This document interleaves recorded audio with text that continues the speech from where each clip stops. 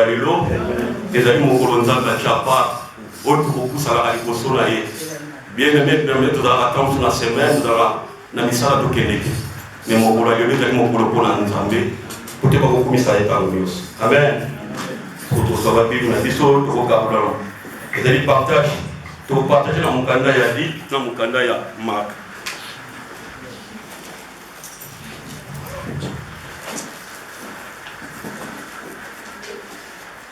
Aujourd'hui, Marc 11, verset 12 à 14. Aujourd'hui,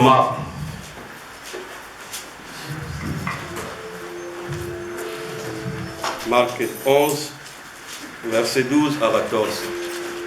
Nous lisons Marc chapitre 11, verset 12 jusqu'au verset 14. Le lendemain, après qu'ils furent sortis de Béthanie, Jésus eut faim. Apercevant de loin un figuier qui avait de feuilles, il alla voir s'il y trouverait quelque chose. Et s'en étant approché, il ne trouva que de feuilles, car ce n'était pas la saison des figues. Prenant la parole, il lui dit que jamais personne ne mange de ton fruit. Et ses disciples l'entendirent. Luc 13, 6 à 9. Luc 13, verset 6 à 9. Chapitre 13, verset 6 jusqu'à 9. La parole de Dieu déclare. Il dit aussi cette parabole. Un homme avait un figue planté dans sa vigne. Il vint pour y chercher du fruit et il n'en trouva point. Alors il dit au vigneron, voilà 3 ans que je viens chercher du fruit de ce figuier et je n'en trouve point. Couple, pourquoi occupe-t-il la terre inutilement? Le vigneron lui répondit, Seigneur, laisse-les encore cette année, je creuserai tout autour et je mettrai du fumier. Peut-être à l'avenir donneras-tu du fruit, sinon tu le couperas. Aujourd'hui, sur la Jérémie 17, verset 7 à 8. Jérémie 17, verset 7 à 8. Jérémie chapitre 17, verset 7 jusqu'à 8. Béni soit l'homme qui se confie dans l'Éternel, et dont l'Éternel est l'espérance. Il est comme un arbre planté près des eaux, et il entend ses racines vers les courants. Il n'aperçoit point de la chaleur quand elle vient, et son feuillage reste vert dans l'année de sécheresse. Il n'a point crainte, et il ne cesse de produire du fruit. Amen. Amen.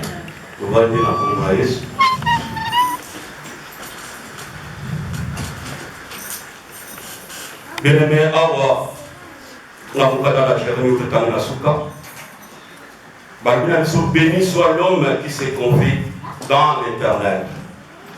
Babina so abamulama na ye mutu oyo atakocha elike pa na Nzambe. Bien-aimé yo tshaka elike pa na nani. Faut dire que dans un Nzambe mosusu te. Bobele oyo akela likolo pe akela se. Nzambe oyo amonaka nyonso. Ya moi qui t'a montré ce qu'on parle amen. Donc tu parles là et t'as montré ce qu'on dit que yende azali elikia. Parce que nous ce qu'on a nango ezali nzambe ya pesa. Amen. Donc ya moi qui t'a montré ce qu'on parle là nzambe ya. Habite dans l'espérance et l'éternel. Habite la chose sous azali le kola. Mutu o ezali kola nzete o baloni pembeni na mai. Mutu ya pamula nzambe o yebi munene nzambe do azali kola nzete oyo baloni pembeni na mai bemetala no nzete oyo ifandi pembeni na mai ezala ndenge ni nzete oyo ifandi pembeni na mai azala ba racine na ye do ba racine wana eza kopota ti pa mai elekaka amen Donc nzete wana oyo elona mi pemi na mai ezali nzete moko ekotika kokauka te. Amen. Puite azali kozwa fraîcheur, azali kozwa mopepe ya mai ntango nyonso. Donc mutu wana azali lokola yo na ngai. Pourtant nous allons permettre à mai, on doit avoir fraîcheur wana. Donc on kokauka te. Et puis ma Bible dit que la saison nyonso akokuta moment. Donc saison nyonso, il y a dans la saison te. Ba dit que c'est dans la saison. Mais il y a dans la saison te. Bona nini azali permettre na mai. Courant d'eau wana chaleur na mai wana. Ba racine nyonso ekota na kati na mai. Ya wete nzete wana kokauka te. Amen. Kokauka te atamba moko te. Abi saison nyonso ekokota mbuma. Toni ba dit mosusu. Et ça la saison c'est bota. La saison c'est bota te. Amen. Je me ngata mosusu na la télé Paris nini. Ça na komi na Château Rouge. Na Luanga Safo. Pour éviter ce que nous étions là, on a kaka. Et quand on a kaka, elles en été, elles en hiver, ça fait ça la kaka. Donc c'est que ça fait ça béni. Oh, mais comment beaucoup na yaka, ça fait ça la kaka. Babi ah, mais on a dit que ils sont en Afrique. Ça fait ça la kaka. Ils sont moins ça la kaka. Les gens sont là, ça fait. L'Afrique.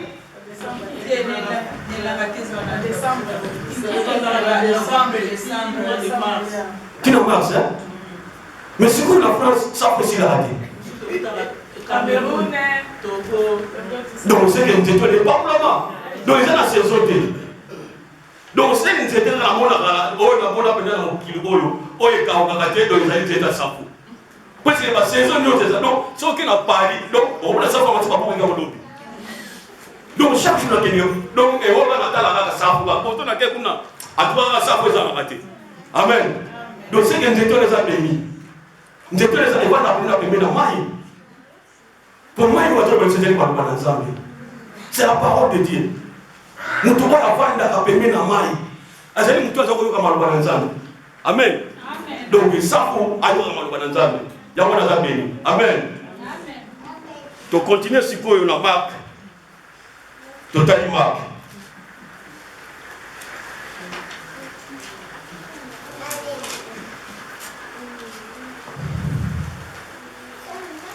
Marc 11. Le lendemain, après qu'il fut sorti de Béthanie, Jésus y vint. Apercevant loin le figuier qui avait de feuilles et allant y trouver quelque chose et s'en était approché et il ne trouva que des feuilles. Car ce n'était pas la saison des figues. Prenant alors la parole, lui dit que jamais personne ne mange de ton fruit et que de ces livres l'entendait. Mais le mec a tout le monde Yesu. Yesu a dit à Béthanie. Béthanie est allé mboka oya ya Marina Marx. Nous avons marqué les mots là-bas. Donc Yesu a dit qu'il est à Béthanie. Puis il y a qui n'a pas oya yé comme Lazare a dit qu'il est mboka wana. Donc ils allaient pour la famille là.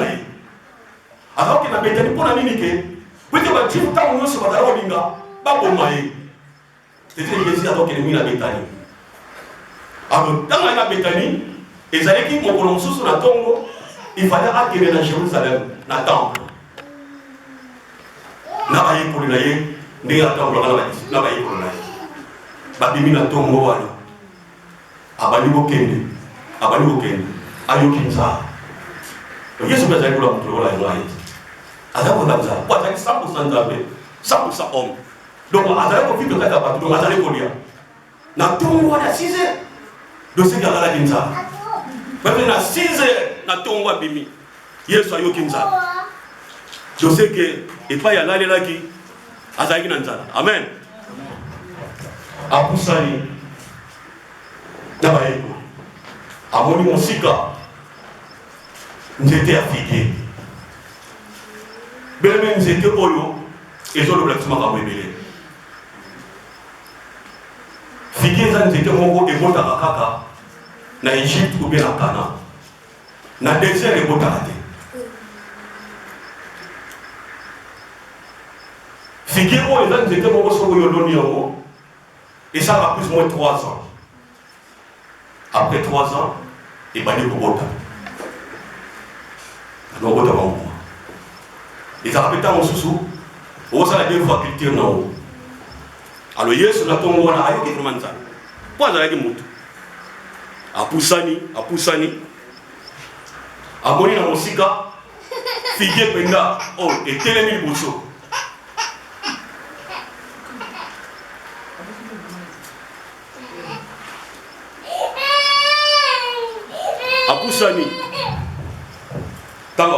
Apusani amoni pena nzete penda engambe ya nzete na makasa ya verre adi c'est que nzete wana na kolia muma puisque nzete a figuier ezali produit ba mbongo ezali très succulent ezali masukali makasi bazo sala même ba gâteau bazo produit ba gâteau na nzete wana yetanga moni yango kaka ezali ko ndeto mona ka ba manga kaka le biso na mboka na toko to katwa ro manga moni manga ndeka so moni nzete manga toza ba manga mo so de bele ba mboka na biso mabeli manzombo na da yebiao mabeli manzombo ba donc ça va kombo ebele donc tanga mona ka bien wana mabeli manzombo fona lia molelo apo mabeli manzombo za ko kola muke musunu na misunu apusani na ba yoko ba yele sengo peut-être na tongo na esi ko ba na ko bazaki na chaîne de prière ta mosusu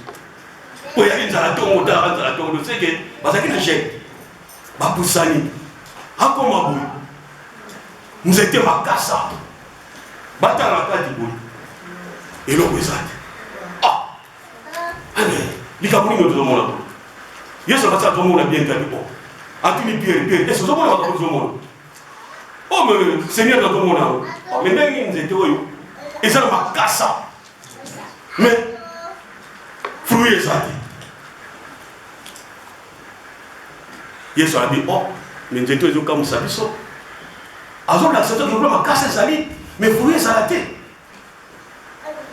donc apesi aspect moko trompeuse donc akosi bango et pourtant nzete ya figuier ntango ezokobota ebotaka na makasa na bambuma nango mais nzete ezalaki makasa mais mbuma ezalaki te yesu atelemeli yango abina tokolatela ngo mabe beme nzete wana mpe babiki balonaki yango nakati na nzete kati ya nzela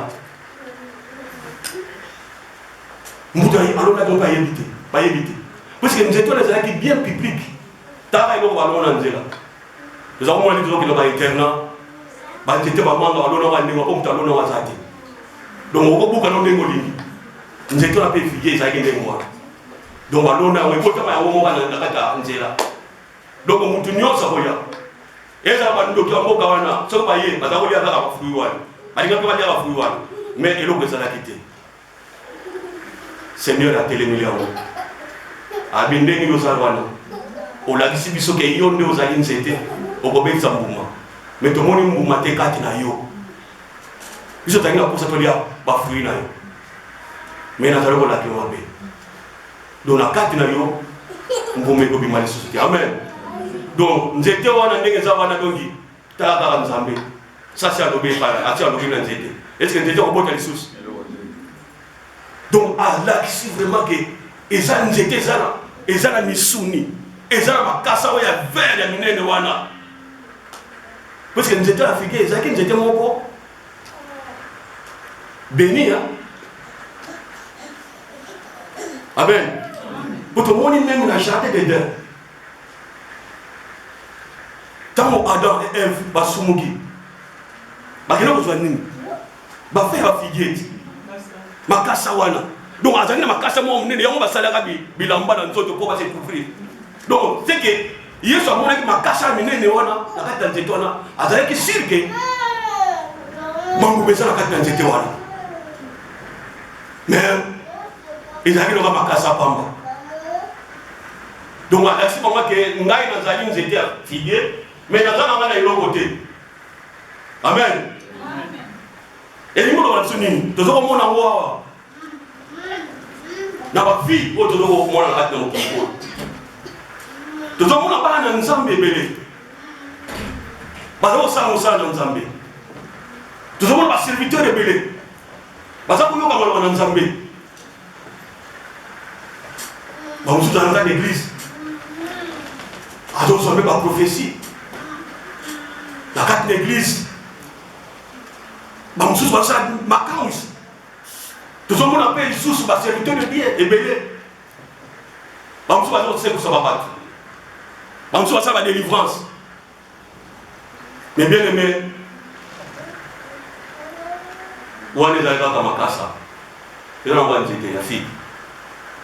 Amen. Donc, nous sommes dans la bazo sala batamsuba ba miracle bazo sala makambo ebele c'est na biso ba croyant biso ba ndimi tozo yoka maloba na Nzambe mais tozala biso kaka makasa balona biso na nzela po ete mutu nyonso ayeba nde kobuka mais kati na biso batokuta eloko te yango de Yesu ayeba komodir vidéo. Mais les mingi toujours y a la carte de Nzambe. Toujours ça na Nzambe. Mais péché toujours tigate. Ils sont condamnés. Toujours tigate idolâtrie toujours tigate. Mais toujours on est serviteur de Dieu. A tout ça, tout ça, on appelle ma cam au Jérusalem. Mais est-ce que, à la le rôle dans ces deux ballons de Baraba, car ma casse à Pamba, mais Yesu, à tout le monde est mon la qualité. Pour Yesu, il y a un moment en mouvement. Aïe en mouvement. Mais Yesu, il y a un mouvement à la tête. Pour la nuit, tout ça, la carte va pécher. Tout ça, la carte va idolâtrie. Il y a un Yesu, ils sont condamnés en haut. Il y a un exemple de la fille du haut, ils étaient hauts. Isaïe, la nation, il y a juif, la nation juive, Israël. Mais Israël, qui peuple de Dieu, oh, nous avons pas qui. Mais il y a ça, nous avons pas. Parce qu'il y a un maloba, mais il y a un s'enfoutir dans le maloba, nous avons pas. Il y a un vivre dans le péché. Il y a un vivre dans l'idolâtrie. Donc, ils étaient hauts. Et l'on a dit qu'il y a dans mon monde, mingi biso ba chrétien, tous allez emporter dans la sainte doctrine. Au komona ba docteur, au komona ba science nzabe mususu, ba zolo ba doctrine mususu. Biso zolo na bango. To komona ba nzete wana. Oyo do na kata balabala. Amen. Donc tous ça là ko la nzete do na balabala te. Pour bien aimer Yesu akola tatu mabe. Pote ya zali nzambe. Amen. Tout à l'heure sur le deuxième passage dans Bisso Awa, il y a Luc.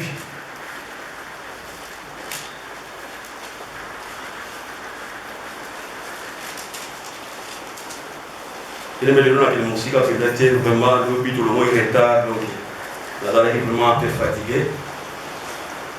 Alors on va l'ouvrir dans Luc. Luc 6, 8.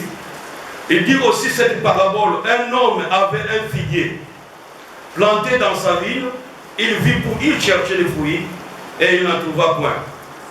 Alors il dit au vigneron, voilà 3 ans que je viens chercher du fruit, ces fruits et je ne trouve point. Coupez-les pourquoi occupe-t-il la terre inutilement? Le vigneron lui répondit, Seigneur, laisse-les encore cette année, je creuserai tout autour et je mettrai du fumier. Peut-être à l'avenir donnera-t-il du fruit, sinon tu les couperas. Amen. Donc, Oyo Susu et Daniel, c'est Oyo Yesu. Aïbad Kolba. Kezalaki na Mutumoko. Azalaki na Ilanga. Ilanga na Yavin. Mais na kati Ilanga wana, baye kolona figuier. Pour figuier quand on a volé même na Ilanga fin. ekobota. Alors mutu oyo azali na elanga munene, donc c'est que mutu wana azali na mbongo ebele. Po oyo tozomona bato tozomona mingi balonaka ndenge koloba bavini wana baza na mbongo ebele. Parce na bilanga vini wana yango ndi protaka bafin tomonaka wana. Donc c'est que bato wana bazali na mbongo ebele. Donc tipo azali na mbongo ebele. Aye kolona nzete ya figuier na kati na elanga. Comme d'habitude nzete wana ezalaka toujours 3 ans. Azeli nzete banikokola 3 ans après la bilan, il faut y retard ce qui est nzete wana eboti. Asimi nzela akei na kati na elanga. Akotine elanga. Bisina kati elanga bavineko bazali. Bato batayaka banzete ya vinu. Asa après ça forme puisque vinu tant ebota ebota malamu. Akuti nzete yango azaki na besoin pe ali yambuma. Akuti soso eloko te.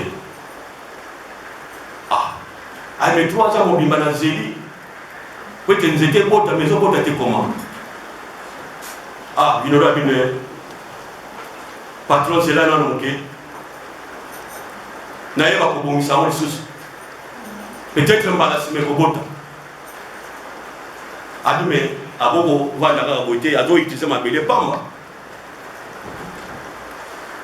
azongaki na lisusu ayesu pour la 3e fois, pour la 2e fois lisusu kaka ndenge moko.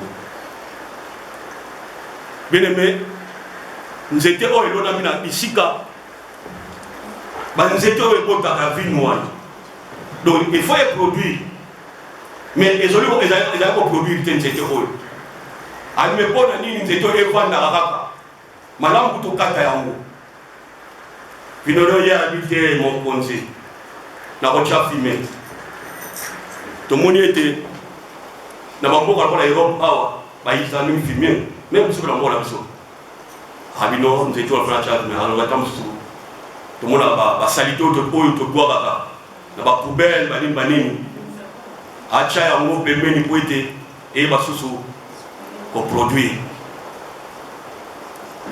Bien aimé, ezwaki ntango molai nzete wana eloko kaka te.